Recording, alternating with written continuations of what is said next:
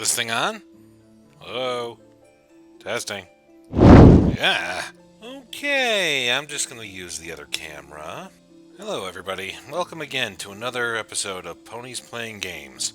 You may have noticed that I've had a change in artists.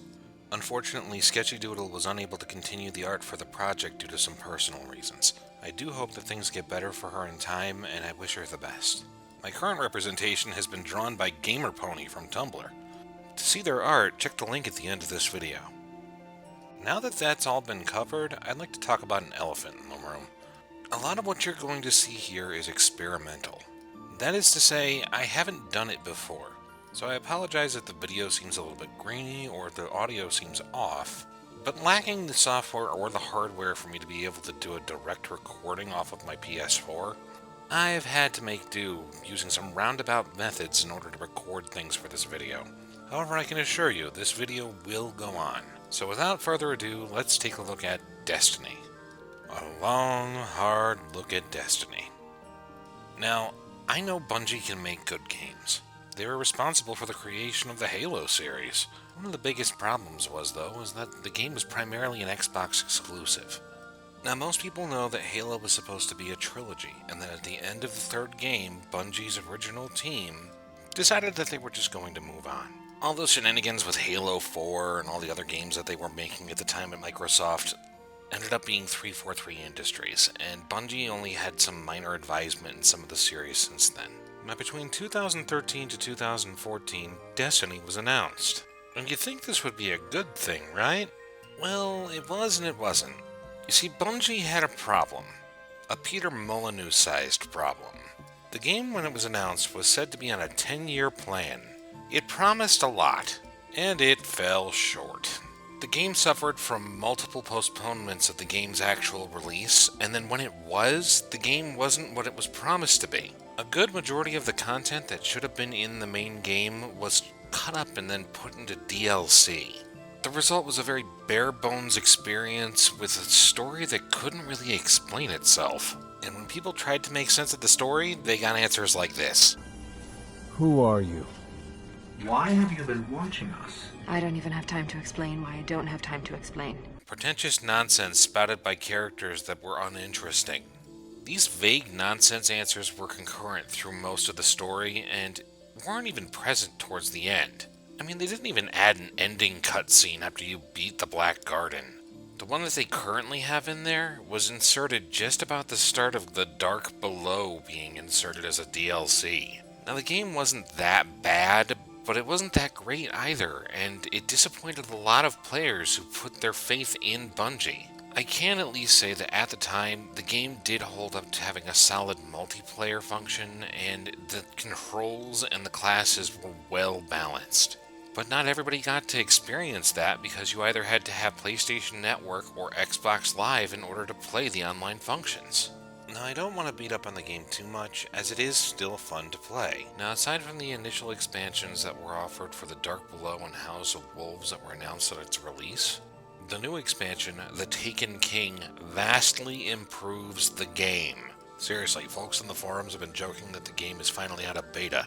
You see, The Taken King adds both story elements and functionality to the game. The story does follow continuity from you dealing with the other expansions in the game. You, as the Guardian, had managed to slay Crota, one of the big bads that was in charge of the Hive. The result was Oryx showing up. Oryx was Crota's father, and he is known as the Taken King. And he leads a combination of the other races that you've fought to this point, known as the Taken.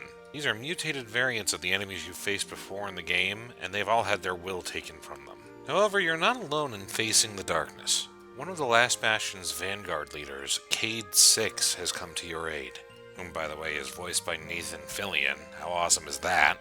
Whom take matters mostly into his own hands and takes you into a romp around all of the solar system to try and figure out how to take out the Taken King. And Nathan Fillion's acting definitely brings something to the table when it comes to contrasting the already poorly written characters that exist. While everybody else is mysterious or purposed, the one robot in the room has the most personality. I gotta go, see about a ship. Cade, our discussion is not yet concluded. Oh, I know. That's why I'm leaving. Right from the get-go, he takes no crap. Cade just moves and takes action rather than talking about mysterious circumstances of whatever might be going on. And the character doesn't ignore his allies, but he doesn't wait for them to respond in that slow, weird, off-put manner that the rest of the game tended to put off. In this expansion, things don't just happen around you and then you get guided in the right direction. This isn't some mysterious fate. Your actions in saving people had consequences and brought a war to your doorstep. You feel like you're actually trying to fight for a cause this time around. And the game is much more immersive for the fact that it's not trying to shove its story and mysterious look and all these different things down your throat while you're trying to play it. Now, I've ranted on for the story for a while, but I don't want to give away spoilers. Now I think we should concentrate a bit more on gameplay. To start the game, you have to choose a class and a race. Now, the race that you pick, whether it be human, the robotic exo, or the awoken, doesn't exactly matter as much. But your class dictates what kind of abilities that you use.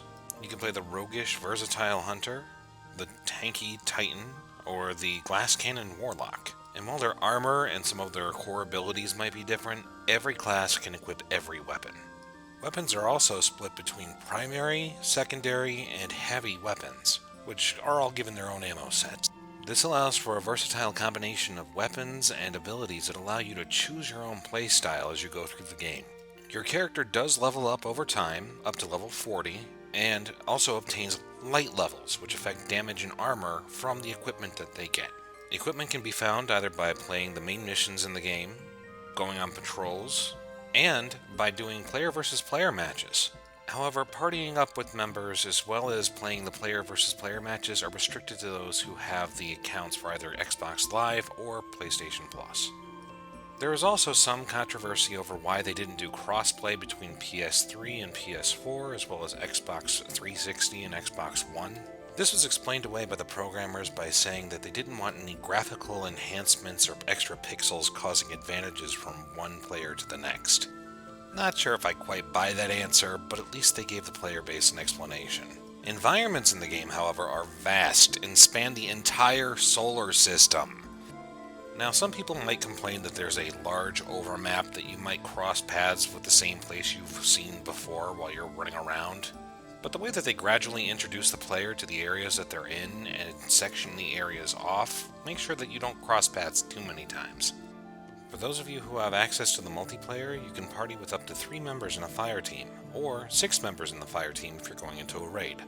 Otherwise, you can see people in the tower social area or walking around in the overworld map while you're doing patrols. As for how the game controls, you use your primary abilities and your weapons in first-person view.